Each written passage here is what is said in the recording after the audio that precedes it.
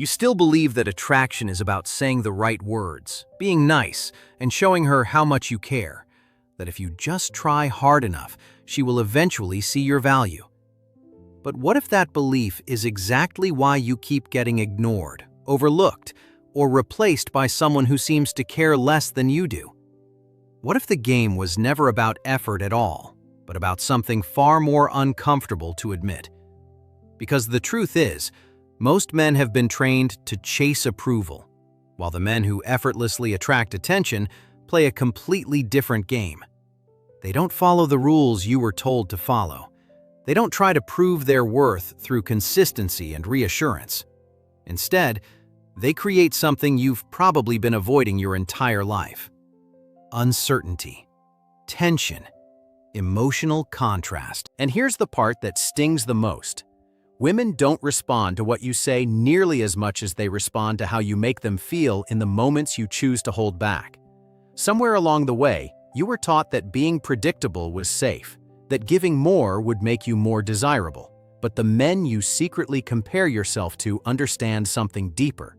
Attraction isn't built through comfort alone. It's built in the space where she can't quite figure you out, where her emotions stay slightly unsettled, and where your presence feels both intriguing and just out of reach. And if you've never been told this before, that's not an accident. If attraction were truly about logic, effort, and saying the right things, then the most thoughtful, kind, and consistent men would never struggle.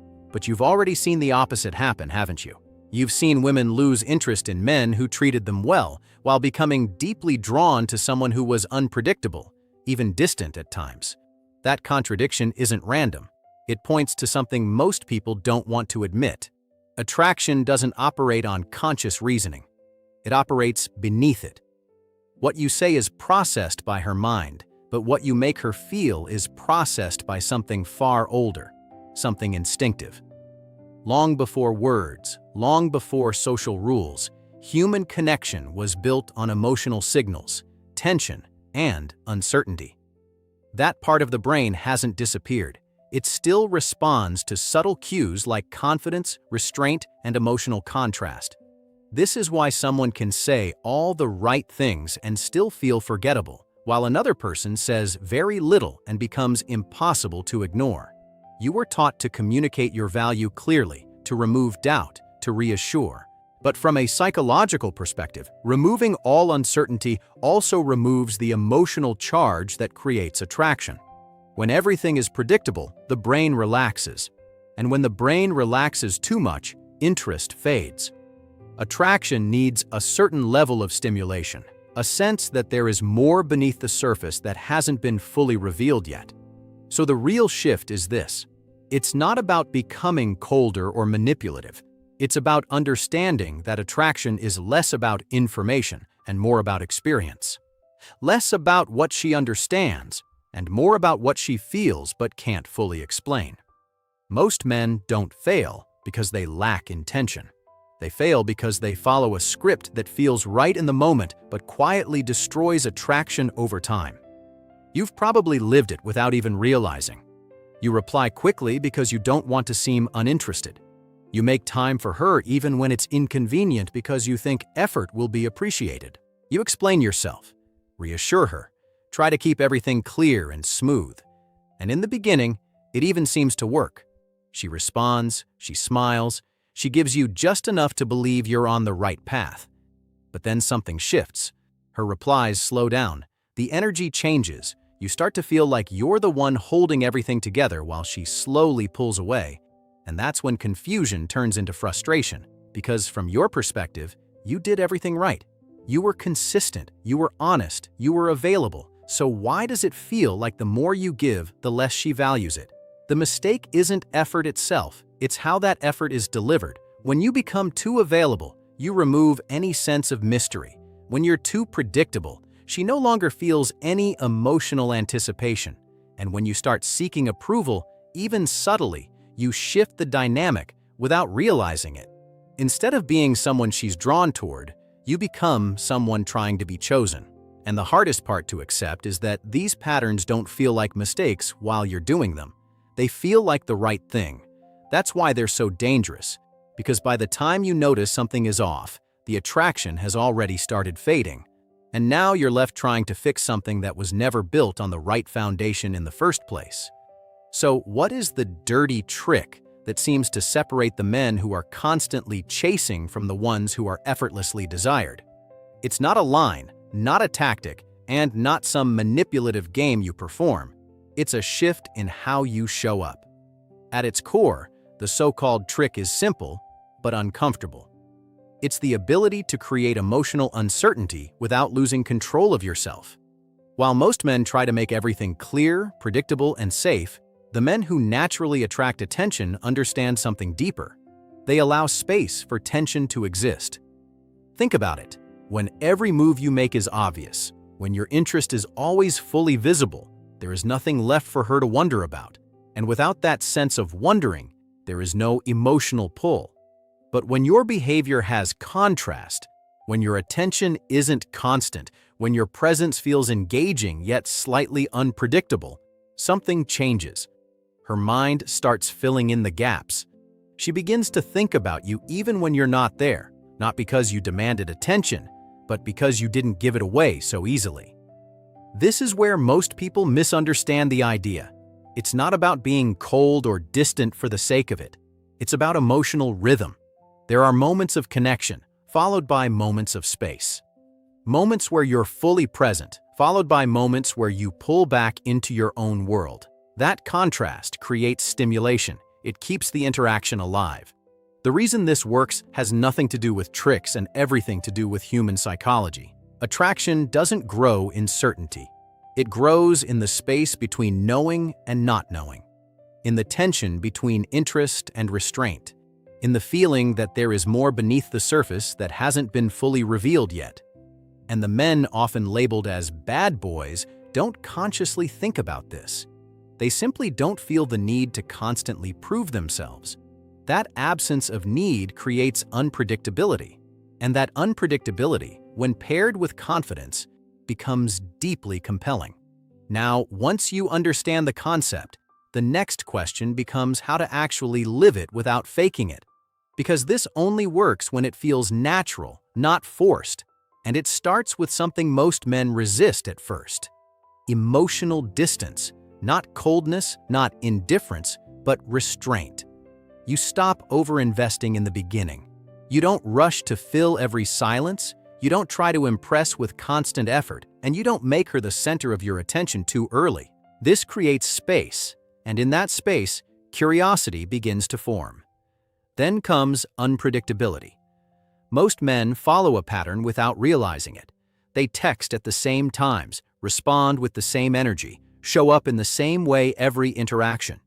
It becomes easy to read, and what is easy to read quickly becomes easy to overlook. When you break that pattern, when your energy isn't always the same, when your responses aren't always immediate or expected, something shifts. She starts paying closer attention, not because you demanded it, but because she can't fully predict you. But unpredictability alone isn't enough. It needs to be balanced with controlled attention. This is where you give, but you don't give everything. You can be present, engaged, even playful, but you don't stay there endlessly. You allow moments of connection to peak, and then you step back, not abruptly, not awkwardly, just naturally returning to your own priorities.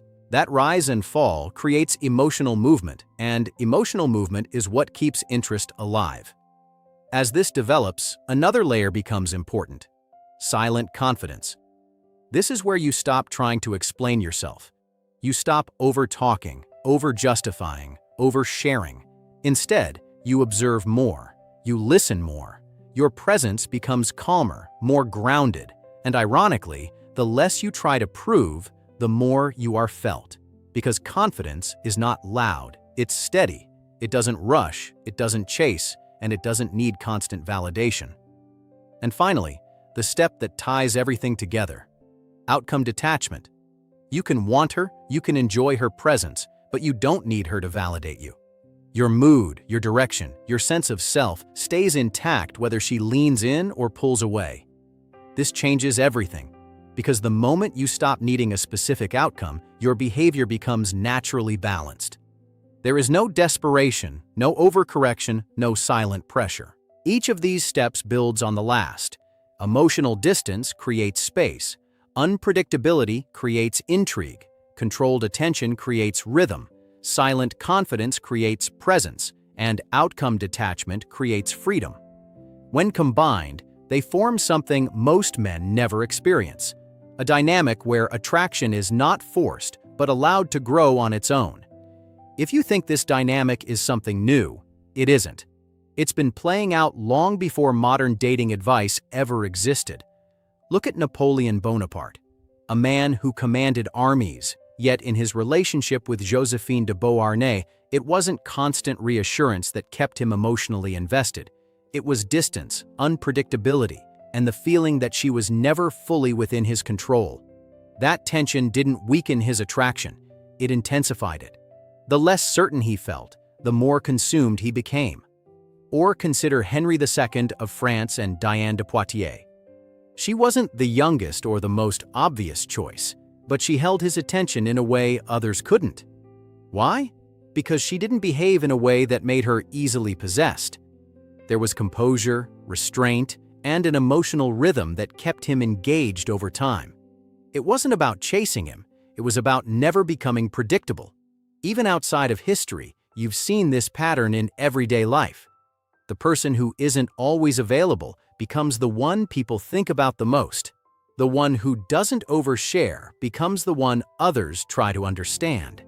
It's not about status or looks alone. It's about how presence is managed. When you step back and look at these examples, a pattern becomes impossible to ignore. Attraction deepens where there is space, where there is contrast, where certainty is never fully handed over. And the men who naturally create that dynamic aren't memorizing techniques. They're simply not trying to control the outcome, and in doing so, they create something far more powerful than effort alone ever could. At some point, you have to stop thinking in terms of tactics and start looking at who you are becoming. Because if you treat this like a set of moves to apply, it will always feel forced, and people can sense that. The real shift happens when these behaviors are no longer something you try to do, but something that naturally reflects your mindset. You're not holding back to create tension, you're simply not desperate to fill every moment. You're not acting unpredictable to impress. You genuinely have a life that doesn't revolve around being constantly available. This is where control begins to show, not as something rigid, but as something calm and grounded. You don't rush to secure attention because you're not afraid of losing it. You don't overextend yourself to be liked because your sense of value isn't dependent on someone else's reaction.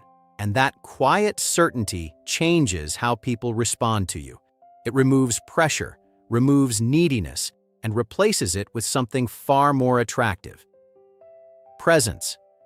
The truth is simple, even if it's hard to fully accept at first. You don't chase attention, you attract it. And the moment you internalize that, your behavior stops looking like effort and starts looking like identity. Here's the part most men won't accept, even after hearing everything you've just understood.